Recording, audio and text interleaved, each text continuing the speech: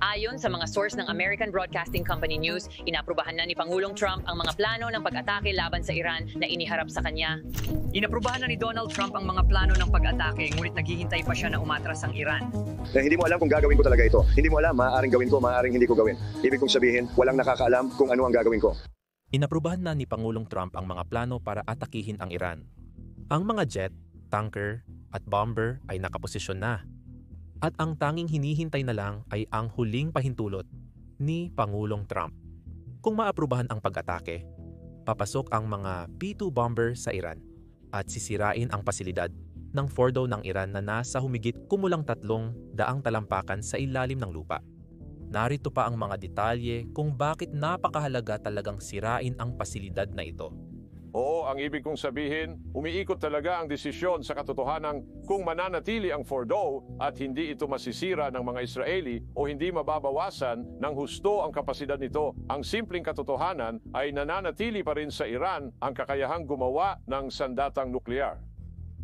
Kaya iyon talaga ang issue dito. At para maintindihan ng mga nanonood, itinayo ng Iran ang napakalaki at komplikadong nuclear enterprise na ito na may redundancy at resiliency sa 12 magkakaibang lugar.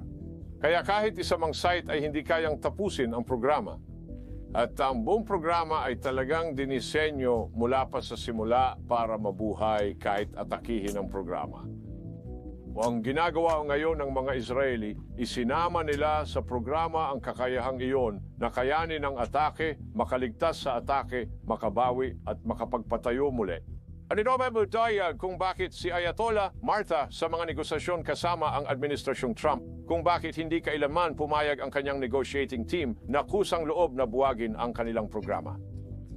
Na ginawa niya ito dahil kapag ginawa niya, isusuko niya ang programa kasama ng verifikasyon. Palagi niyang pinaniniwalaan na kaya niyang makabawi at muling buuin kahit pamatapos ang pag-atake ng Israel. At mayroon siyang isang site na alam niyang malamang ay hindi kayang pabagsakin ng mga Israeli at umaasa siyang ito ay magtatagal. Diyan na nga tayo ngayon at isinusulong ito ng Estados Unidos dahil malinaw na ang Pangulo ay nakatuon dito. Nagpapadala ito ng matibay na mensahe sa ating mga kaalyado na ito ang pinakamalapit nating kaalyado sa rehiyon. Tutulungan natin sila. Anong mensahe ang pinapadala nito sa ating mga kalaban? Halos pareho rin? Talagang... Bago tayo magpatuloy, kailangan ko ang tulong ninyo sa pagsira ng YouTube algorithm. Kung matutulungan ninyo ang video sa pamamagitan ng pag-like at pag-subscribe sa button sa ibaba, malaking bagay talaga ito para sa amin. Ngayon, pag-usapan natin ang sinabi ni Pangulong Trump. May balita na si Pangulong Trump ay nagdesisyon at inaprubahan ang plano na atakihin ang Iran. Ang tanging hinihintay na lang namin ay ang kanyang huling go signal. Kaya may mga nangyayari ng paghahanda. Pero hinihintay pa rin namin na bigyan ng go signal ni Pangulong Trump. Nakakagulat na lumabas ang balitang ito. At kaya naman may ilan akong hinala kung gaano ito katotoo. Maaaring isa lang itong panilinlang o pagpapanggap. Gusto naming bumalik ang Iran sa negosasyon at kaya lumabas ang balitang ito. Maya-maya pa natin ito talakayin, ngunit marami ang hindi nakauunawa kung gaano kabilis lumabas ang mga impormasyon. Hindi ang Wall Street Journal ang unang naglabas ng balita. Hindi rin ito galing sa isang opisyal ng White House. Isang hindi pinangalanang opisyal ng White House na nagsabing inaprubahan ni Pangulong Trump ang plano. Sa katunayan, unang lumabas ang balita mula sa United Kingdom sa pamamagitan ng Financial Times. Ang Financial Times, isang publikasyong mula sa United Kingdom ay kilala sa magandang reputasyon nito. Alas 4 ng hapon, Eastern Time, unang lumabas ang balita. Inalerto ni Prime Minister Starmer ng United Kingdom ang kanyang gabinete para sa posibleng pag-atake ng United States sa Iran. 24 na oras lang matapos igiit. Walang ipinakitang palatandaan si Donald Trump na makikialam siya sa sigalot na ito. Ayon sa mga opisyal ng Britanya, seryoso at pabago-bago ang sitwasyon. Habang pinag-uusapan ng grupo ng punong ministro, ang posibilidad na atakihin ng presidente ang mga pasilidad nuklear ng Iran mula sa base ng United States at United Kingdom sa Diego Garcia. Para sa hindi nakakaalam, ang Diego Garcia ay nasa gitna ng Indian Ocean at nagamit na natin ang base para bigyan ng pressure ang Iran 60 araw lang ang nakalipas. Naglagay tayo ng 6 o 7 B-2 stealth bombers natin doon. Iyon lang ang mga bombers na kayang makapasok ng malalim sa ilalim ng lupa laban sa mga nuclear facilities ng Iran. Nilagay mo sila doon para bigyan ng pressure ang pamunuan ng Iran. 60 araw lang ang nakalipas. At ang layunin ng paggawa noon ay para mapaupo sila sa negosasyon. Pumunta sila sa negosasyon, Binigyan sila ni Pangulong Trump ng 60 araw para makamit ang kasunduan sa nuklear. Pumayag sana sila sa kasunduan sa nuklear, pero sa kasamaang palad, hindi iyon nangyari. Pinapatagal lang nila ang oras. Sinasayang nila ang oras. Sinasayang nila ang oras ng lahat. Kaya eksaktong sa ika-61 araw, mukhang sinimulan ng Israel ang kanilang operasyon, ang Operasyon Rising Lion. Kaya marami ang naniniwala na matagal nang alam ito ng United States. Alam na ito ni Pangulong Trump simulat sa pool.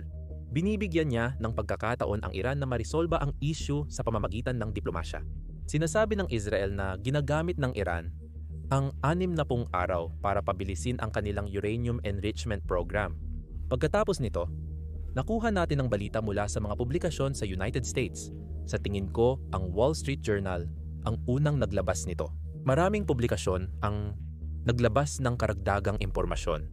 Pinili ni Trump ang mga plano para sa pag-atake sa Iran, ngunit hindi pa niya ibinigay ang pinal na utos. Aprobado na raw ni Trump ang mga planong pagsalakay ng United States military sa Iran, ngunit ipinagpaliban muna ang pinal na utos, ayon sa ulat. Ilang beses na itong nangyari, ginawa rin ni Pangulong Obama ang katulad ng parang pinaghihinalaan niya kung nasaan si Osama. Sinabihan niya ang militar na ihanda ang lahat at pagkatapos ay naghintay lang sila ng kanyang go signal. Nagsimulang magsanay ang mga Navy SEALs at maglipat ng mga kagamitan para masigurong maisasagawa ang operasyon. Inihahanda na ang lahat. Kung ikukumpara natin iyon sa sitwasyon ngayon, makikita mo rin na may mga bagay na inaayos na. Tatalakayin pa natin ang mas maraming detalye mamaya. Ngunit nagpadala na tayo ng 30 aerial tanker mula United States papuntang gitnang silangan. Pumunta sila, sa tingin ko, sa base din ng Saudi. Marami rin tayong F-35 na nakita natin sa United Kingdom. Nagpunta sila mula United States papuntang United Kingdom, isang base sa Italia at gitnang silangan. Mayroon din tayong malalaking B-52 bomber, kaya nilang magdala ng halos 70,000 libra ng pampasabog. Inilipat na sila sa Diego Garcia. Wala pa ang B-2. Ang B-2 lang ang tanging stealth bombers sa mundo na kayang makapasok ng malalim para sirain ang mga pasilidad nuklear na meron ang Iran. Kaya hanggat hindi pa natin nakikita ang galaw tungkol doon, baka nagpapanggap lang sila. Pero isa pang bagay na dapat bantayan ay ang kakayahan ng mga BQ na lumipad sa buong mundo, pumunta sa Iran, ihulog ang bunker busters at bumalik.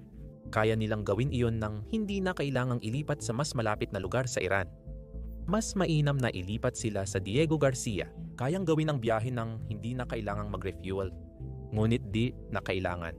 Tinanong ni Trump ang kanyang mga matataas na aide at opisyal kung magiging epektibo ang paggamit ng bunker buster para bombahin ang Fordo nuclear facility ng Iran.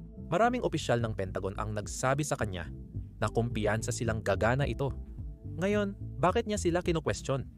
Ayon sa opisyal na datos, ang pinakamalaking bunker buster na kayang dalhin ng B-2 ay maaaring tumagos ng halos 200 talampakan sa ilalim ng lupa.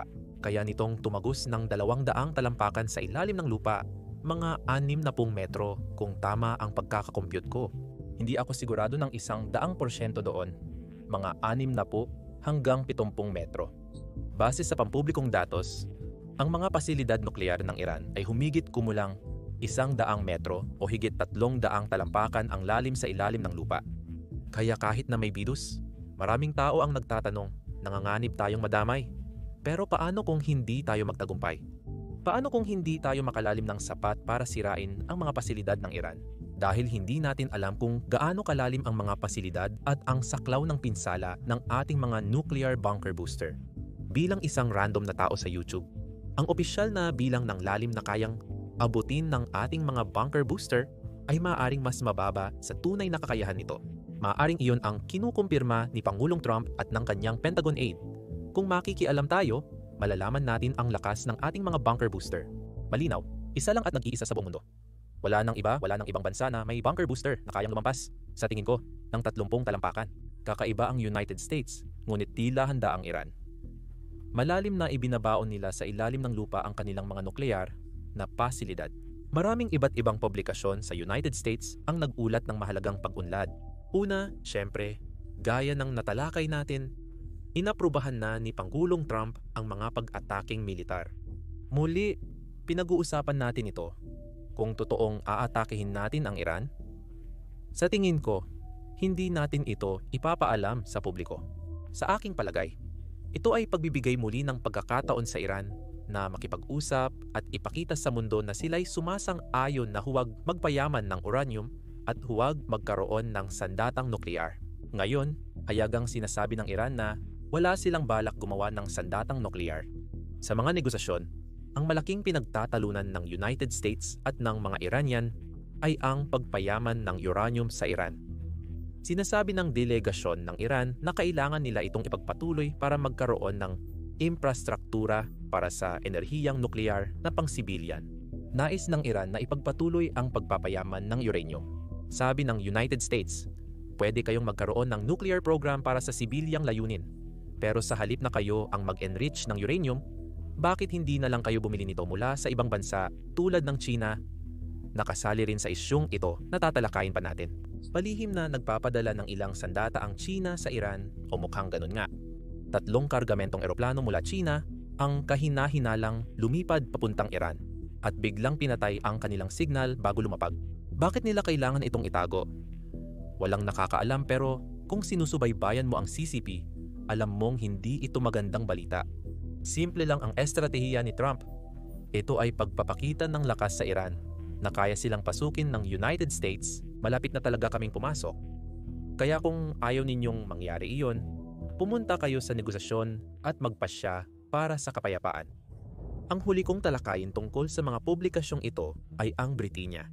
Isinasaalang-alang din ng United Kingdom na sumali sa digmaan kung tuluyang sasali ang United States at makikipagtulungan sa Israel para makilahok sa Operasyon Rising Lion na ito. Kaunting balita lang ito. May ilang tao na hindi masaya, lalo na yung mga pro-Ukrainian. Pero pag-usapan na lang yan sa ibang pagkakataon. Sa aking opinyon, maraming bansang Europeo ang madalas magsalita tungkol sa pagtulong sa Ukraine. Ngunit sa palagay ko, may mga bagay pa silang magagawa. Ngayon, pagpatuloy tayo. Pangulong Trump, malaking press conference ngayon araw. Tinawag kong malaki ito dahil kahapon ay nagkaroon siya ng napakahabang pulong tungkol sa pambansang seguridad. Matapos ang pulong, inakala ng marami na papasok na ang United States kaya siya ay dumalo sa pulong ng 2-3 oras. Matapos ang pulong, nabalitaan pa rin namin na magpi-press conference siya anumang oras. Pero hindi niya ginawa, kaya ngayong araw lang nagkaroon ng unang malaking press conference at sumagot siya ng ilang mga tanong. Hindi niya sinagot lahat, gaya ng inaasahan mo sa sinumang sangkot sa ganitong tensyonadong sitwasyon na gumagawa ng malalaking desisyon ngayon. Pero sumagot siya ng ilang tanong, kaya pakinggan natin. Ilan sa mga sinabi mo kay punong ministro ng Israel na si Benjamin Netanyahu? Sinabi ko, ituloy mo lang. Ano pa ba ang dapat kong sabihin? Kausap ko siya araw-araw, mabuting tao siya, marami siyang ginagawa. Sa tingin ko, hindi siya patas na tinrato ng kanyang bansa. Talagang hindi patas ang pagtrato sa kanya. May ipinakita ba tayong palatandaan sa kanya na maaari mong tulungan sila ng higit pa sa nagawa mo na? Hindi, wala pa akong ginagawa. Sa ngayon, maayos ang ginagawa niya, ngunit hindi patas ang pagtrato sa kanya. Pangulo siya noong may digmaan at nararanasan niya ang ganitong kalokohan. Nakakatawa. Isa pa, may nagtanong kay Trump kung aatake siya at ganito siya sumagot. May mga tanong kung lumalapit ka na ba o naniniwala kang lumalapit na ang United States sa pag-atake sa mga nuclear facility ng Iran. Ano ang pananaw mo tungkol doon? Di ko masasagot yan. Di mo naman siguro iniisip na sasagutin ko yon. Aatakehin mo ba ang nuclear component ng Iran? Anong oras mismo, sir? Sir, aatakehin mo ba ito? Maaari mo po ba kaming sabihan para makapunta kami doon at mapanood? Ibig kong sabihin, hindi mo naman alam kung gagawin ko talaga. Hindi mo alam, maaaring gawin ko, maaaring hindi ko gawin. Wala talagang nakakaalam ang gagawin ko. Pero maraming problema ang Iran at gusto nilang makipag-usap. Sabi ko, bakit hindi kayo nakipag-usap sa akin bago nangyari ang kamatayan at pagkasira na ito? Bakit hindi kayo nakipag-usap sa akin 2 linggo na ang nakalipas? Sabi ko sa mga tao. Maayos sana ang lahat, sana may bansa pa kayo. Nakakalungkot talaga itong panoorin. Hindi pa ako nakakakita ng ganito. Akala ng lahat kabaligtaran ang mangyayari. Di ko rin ninakala. Sinabi ko sa kanila, kailangan ninyong gumawa ng paraan, kailangan ninyong makipag-usap sa pinakahuling sandali. Sabi nila, hindi nila gagawin yon, kaya sila ang napahamak. Tandaan, 60 araw at dumating ang 60. Ang 61 ay magiging sikat na numero, matindi ang tama noon. Yung unang tama na yon, sobrang lakas ng epekto. Mahirap panatilihin yung ganong nararamdaman. Natapos na lahat doon sa unang gabi. Sa tingin mo ba huli na ba talaga ngayon? Sa totoo lang, wala namang huli. Ang tanging huli lang ay si Powell. Huli na si Powell. Huli ka na, Powell. Ginoo, nakipag-ugnayan na po ba ang mga Iranian sa inyo? Nakipag-ugnayan na ba sa inyo ang mga Iranian? Oh. At ano ang sinabi mo? Sabi ko, gabi na masyado. Alam mo ba? Sabi ko, gabi na masyado para mag-usap. Maaring tayo. Alam mo, malaki ang pagkakaiba ng ngayon kumpara noong isang linggo. Malaking pagkakaiba. Sa katunayan, may karagdagang detalye tayo kung paano nila isinagawa ang unang pag-atake. Kung matatandaan, hindi agad nakaganti ang Iran sa loob ng isang araw. Isang buong araw, tinatarget ng Israel ang mga commander, nuclear scientists, air defenses, at iba pa ng Iran. Ngunit walang Iraniang gumanti, walang mga missile na dumating sa Israel. Wala talagang ganon, at may dahilan kung bakit. Pinagplanuhan yon ng Israel Defense Forces. Pag-uusapan natin yan mamaya. Isa pang bahagi nito ay ang isa pang digmaang nagaganap.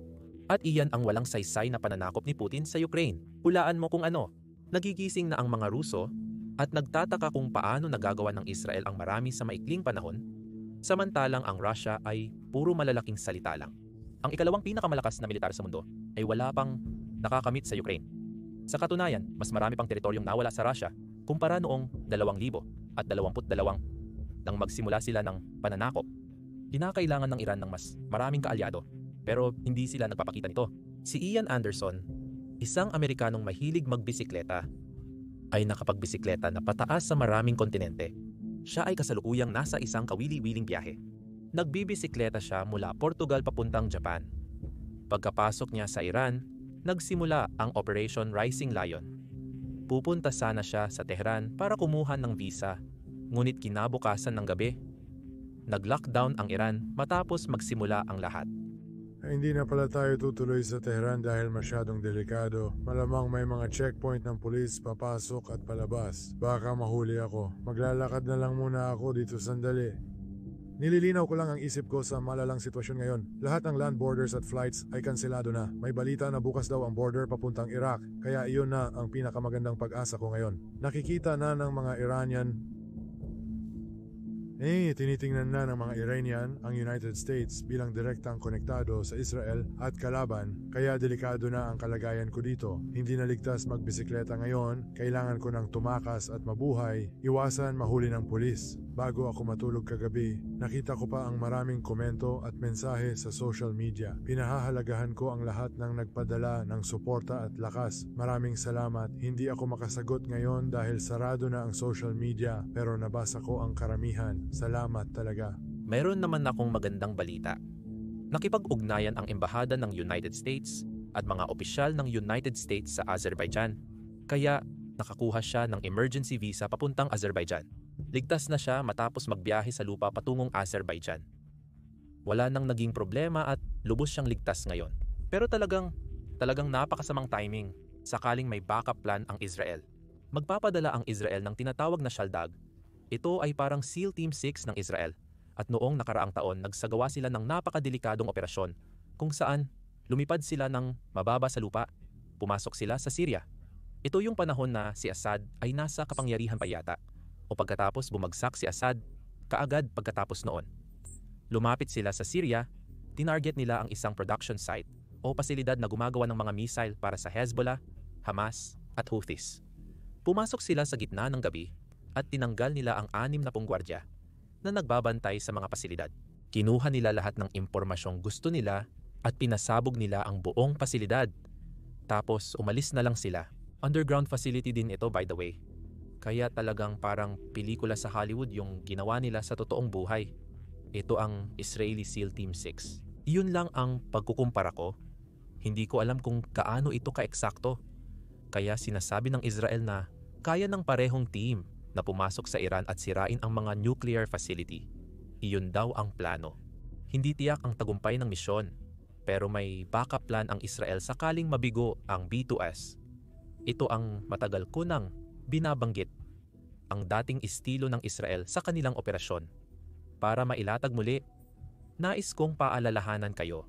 Sinimulan ng Israel ang kanilang operasyon noong Hunyo 13.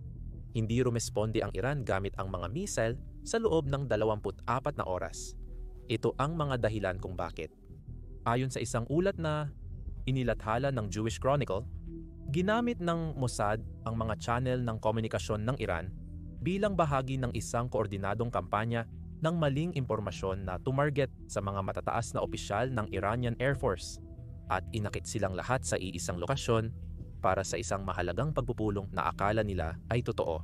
Ang ginawa ng Israel ay gumawa ng peking tawag sa telepono para sa 20 miyembro ng senior staff ng Air Force papunta sa isang particular na bunker sa Tehran. At lahat ay nagpunta. Lahat ay nagpunta. Ito ang dahilan kung bakit wala silang nagawa sa unang 24 na oras. Dahil lahat ng gumagawa ng mahahalagang desisyon o dapat gumawa ng mahahalagang desisyon ay nagpunta sa mahalagang pagpupulong na ito at isinagawa ng Israel ang isang precision strike para tanggalin silang lahat. Ibig sabihin, walang natirang magbibigay ng utos para magpaputok ng unang salbo ng 1,000 ballistic missiles gaya ng banta ng Iran noon. May plano sila.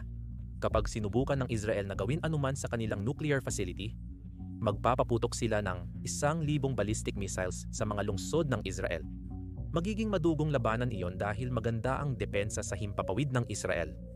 Pero mahirap pigilan ang 1,000 ballistic missiles. Pumili kung alin ang babagsakin dahil limitado ang mga interceptor. Kaya siguradong ito ang kanilang backup na plano. Pero nagawa ng Israel na pabagsakin lahat ng sangkot. Gumamit ang Mossad ng peking komunikasyon gamit ang mga Iranian channel para tawagin ang pagpupulong na matagumpay na nakapagpatawag sa buong mataas na pamunuan at iyon mismo ang dahilan ng pagpasabog nila sa bunker at kung bakit walang gumanti sa loob ng 24 na oras. Si Khomeini ay nagtatanong at tila nasa matinding depresyon.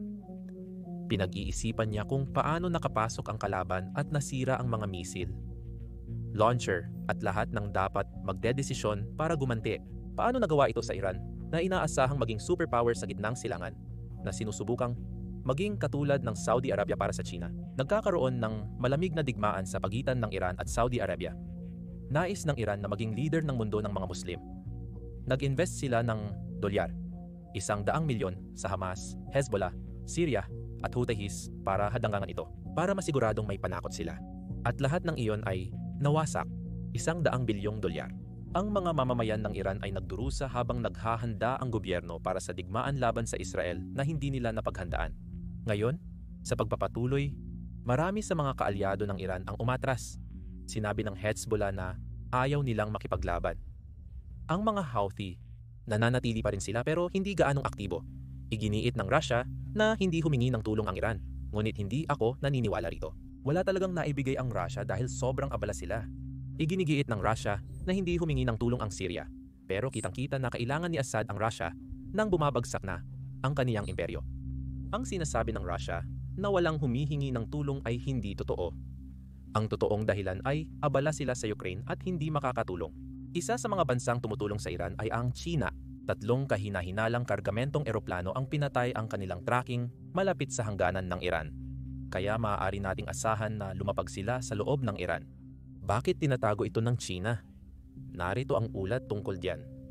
Sabi ng Daily Telegraph, 3 Boeing 747 cargo plane ang lumipad mula China patungong Iran sa loob ng 3 araw matapos ang unang pag-atake ng Israel sa Iran. Ipinakita ng datos na sa bawat biyahe, ang eroplano ay lumipad pakanluran sa hilagang bahagi ng China, tumawid papuntang Kazakhstan, pagkatapos ay timog papuntang Uzbekistan at Turkmenistan, at pagkatapos ay nawawala sa radar habang papalapit na ito sa Iran. Ngayon, upang dagdagan pa ang misteryo, ipinakita sa flight plans na ang huling destinasyon ay Luxembourg, ngunit mukhang hindi naman lumipad ang eroplano malapit sa Europa o sa kalangitan ng Europa. Ngayon, para sa iyong kaalaman, ang mga ganitong uri ng eroplano ay karaniwang ginagamit sa paghahatid ng mabibigat na sandata. Si Robert Greenway ay dating National Security Director ng National Security Council sa unang administrasyon ni Trump at kasalukuyang nasa Heritage na. Kasama natin siya ngayon. Robert, sa tingin ko, iniisip ng mga tao na dahil tahimik ang China dito, wala silang ginagampan ng papel o hindi sila maaaring magkaroon ng anumang papel. Ano kaya ang ginagawa nila dito? Salamat sa parimbita sa una, maaaring tanan noon ba ng relasyon? 43% ng langis at gas ng China ay galing sa gitnang silangan. Malaki ang bahagi nito mula sa Iran. O nais ng China bumili ng langis na may parusa sa mas murang presyo na nagpapalakas sa ekonomiya at ambisyong militar nito. Kaya iyon ang sentrong ugnayan. sila ay naging tahimik. Sa katunayan, sobrang tahimik tungkol sa kasalukuyang sigalot at pagtulong sa Iran. Alam natin na ang malaking sunog sa pantalan ng Bandar Abbas ay dulot ng pagsabog ng solidong propellant ng China para sa mga misil na nagdulot ng matinding pinsala isang buwan na ang nakalipas. Sa tingin ko, malabong makita na natiling armadong padala ng China sa Iran sa ganong sitwasyon. Mas malamang na ang Iran ay nag-aalis ng mga materyales, tauhan o mahahalagang ari-arian ng rehimen papunta sa ligtas na lugar dahil sa kaguluhan. Sa tingin ko, hanggang doon na lang kaya tanggapin ng China ang panganib sa kasalukuyang sitwasyon